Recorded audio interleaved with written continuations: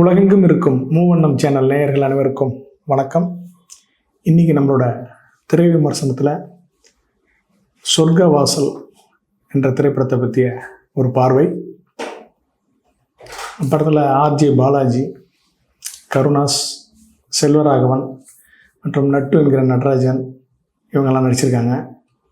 படத்தை சித்தார்த் விஸ்வநாத் இயக்கியிருக்காரு. அவருக்கு இது முதல் படம்.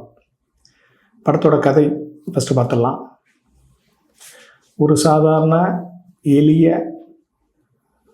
வறுமை கோட்டில் இருக்கக்கூடிய ஆர்ஜே பாலாஜி, அவருடைய அம்மா, அவருடைய காதலி இவங்களோட சேர்ந்து நடைபாதையில் ஒரு டிஃபன் சென்டர் போட்டு நடத்திட்டுருக்காரு. கையேந்தி பவன் நடத்திட்டுருக்காரு.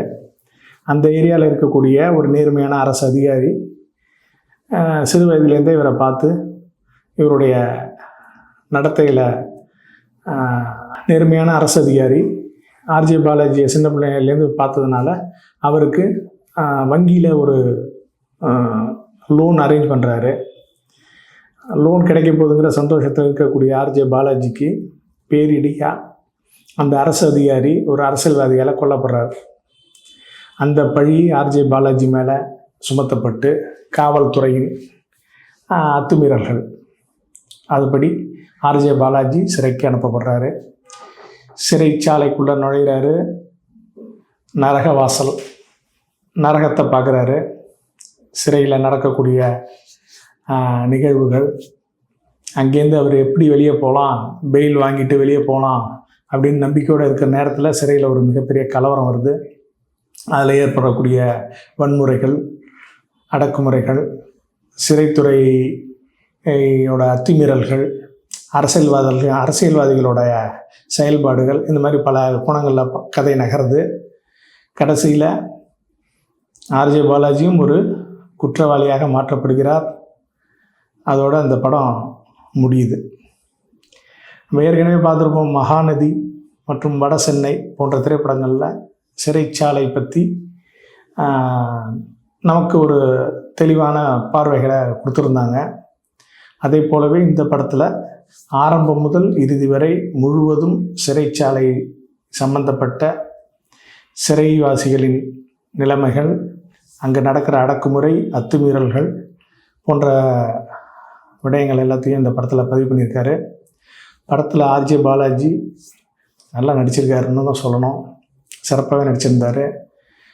அதே போல் மற்ற நடிகர்கள், கருணாஸ்லாம் ரொம்ப கேரக்டர் ஆர்டிஸ்ட்டுக்கு உண்மையிலேயே நல்ல பொருத்தமான ஒரு நடிகர். ரொம்ப நல்லா பண்ணியிருந்தார் அவர். அது மாதிரி மற்ற நடிகர்கள் எல்லாருமே சிறப்பாக பண்ணியிருந்தாங்க. குறிப்பாக செல்வராகவனை சொல்லலாம். செல்வராகவன் இதுக்கு முன்னாடி 2-3 படங்கள் நடிச்சிருந்தாலும் கூட இந்த படத்தில் ஒரு மாஸாக நடிச்சிருக்காரு. ஒரு தாதா, அவர் சிறைச்சாலையில் இருக்கார். அவரோட கட்டுப்பாட்டில் இருக்கக்கூடிய சிறைச்சாலை. அவர் திருந்தலான்னு நினைக்கக்கூடிய சூழ்நிலையில் அவரை நெருக்கடி கொடுத்து சிறைத்துறை அதிகாரிகள் அவரை கொலை பண்ணிடுறாங்க. அந்த சூழ்நிலையில் தான் வன்முறை வெடிக்குது சிறைச்சாலையில். அதாவது குற்றவாளிகள் திருத்தப்படணும் அப்படிங்கிறதுக்காக தான் சிறைச்சாலைகள்னு உருவாக்கப்பட்டிருக்கு.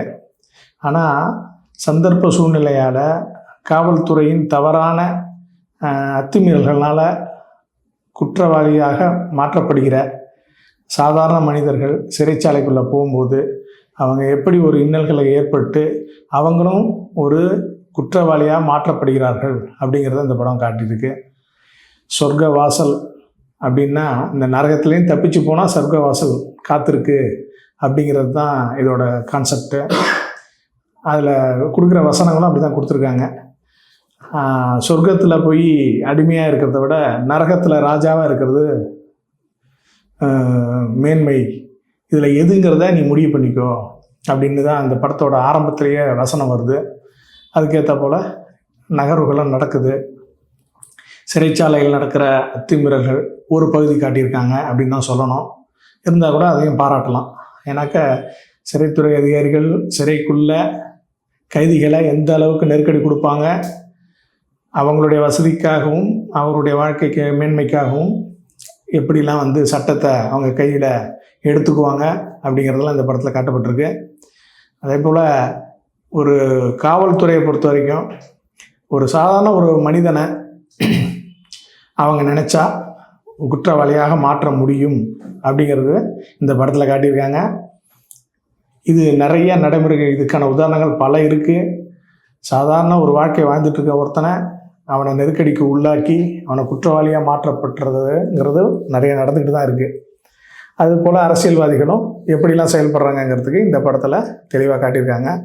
படத்தோட சிறைச்சாலையிலே முழு படமும் போயிருக்கு. அதனால் அந்த செட்டெல்லாம் உண்மையிலுமே ரொம்ப தத்துரூபமாகவே இருக்குதுன்னு தான் சொல்லணும். பரவாயில்ல, புதுமுக இயக்குனர் தான், ரொம்ப நல்லா கவனம் எடுத்து இந்த படத்தை இயக்கியிருக்காரு. படத்தோட சீக்வன்ஸ் எல்லாமே ஒன்றுமே படம் வந்து விறுவிறுப்பாக போகுது, அது மறுக்க முடியாது. படம் ஆரம்பத்துலேருந்து இறுதி வரை படம் வந்து நல்ல விறுவிறுப்பாகவே போயிட்டுருக்கு. அது உண்மையிலுமே மகிழ்ச்சியாக தான் இருக்குது.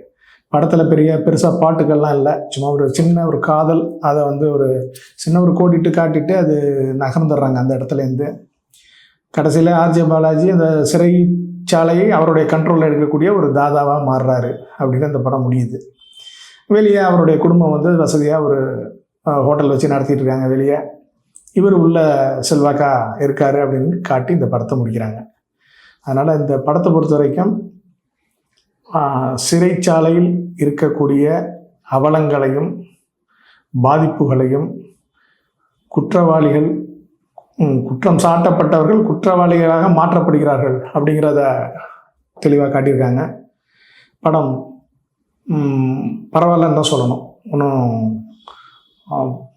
இந்த காலகட்டத்தில் மிகப்பெரிய பொருட்செலவில் இருக்கக்கூடிய மிகப்பெரிய பட்ஜெட் படங்கள்லாம் கூட ஒன்றும் இல்லாமல் போயிட்டு மண்ணை கவிட்டு இருக்கும்போது இந்த படம் வந்து ஓரளவுக்கு காசு கொடுத்து பார்க்குறவங்களுக்கு ஒரு என்டர்டெயின்மெண்ட்டாக அந்த ஒரு 2.5 மணி நேரம்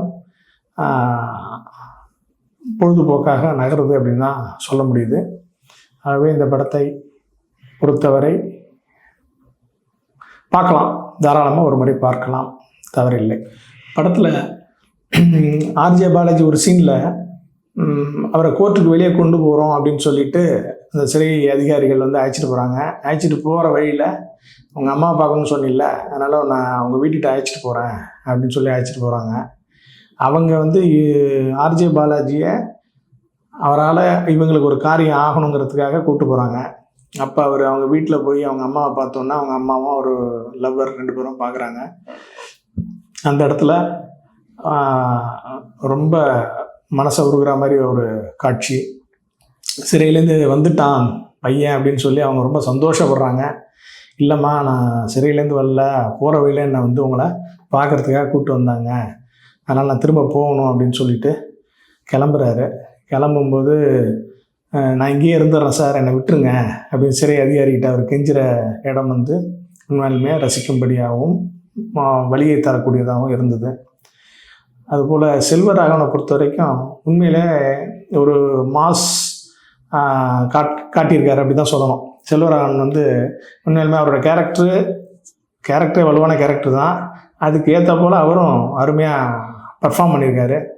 செல்வராகவனை பொறுத்த வரைக்கும் சபாஷ் சொல்லலாம் தாராளமாக. அதுபோல் கருணாஸ் ரொம்பவும் இயல்பாக நேர்த்தியாக நடிச்சிருக்காரு. உண்மையிலேயே ஹெட்ஸ் ஆஃப் கருணாஸுக்கும் சொல்லணும். மற்றபடி எல்லாருமே நல்லா தான் நடிச்சிருக்காங்க, அதில் ஒன்றும் மாற்று கருத்து இல்லை. ஆகவே படத்தை பொறுத்தவரை பரவாயில்ல, நல்லாவே இருக்குது அப்படின்னு தான் சொல்ல முடியும். ஆகவே மீண்டும் ஒரு திரை விமர்சனத்தில் உங்களை சந்திக்கிறேன். நன்றி, வணக்கம்.